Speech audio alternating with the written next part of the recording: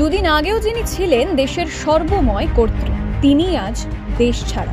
Sheikh Hasina. August মাস যেন তার কাছে বরাবরই অভিশপ্ত। 1975-এর 15ই অগস্ট তার বাবা শেখ মুজিবুর রহমান সহ গোটা পরিবারকে নৃশংসভাবে খুন করা হয়েছিল। প্রায় 50 বছর পর সেই অগস্টেই প্রধানমন্ত্রিত্ব হারালেন মুজিব কন্যা। একসময়ের জোটসঙ্গী খালেদা জিয়াকে হারিয়ে 1996 সালে প্রথমবার প্রধানমন্ত্রী হন হাসিনা। 2001-এর ভোটে হার। 2004 সালে সেই অগস্টেই তার উপর গ্রেনেড হামলা হয়। 2008 সালে ফের ভোটে জয়। সেই থেকে টানা 15 বছর তিনিই বাংলাদেশের প্রধানমন্ত্রী। যত দিন গিয়েছে তার বিরুদ্ধে নানান অভিযোগ উঠেছে, আন্দোলনও হয়েছে, তিনিই ক্ষমতায় থেকে গিয়েছেন। 2024-এ এসে শেষ রক্ষা আর হলো না। চোখে জল নিয়ে কার্যত তাকে পালাতে হলো। এরপর কি নিজের বাবার তৈরি দেশে কি আর ফিরতে পারবেন শেখ হাসিনা? ফলো করুন আনন্দবাজার অনলাইন।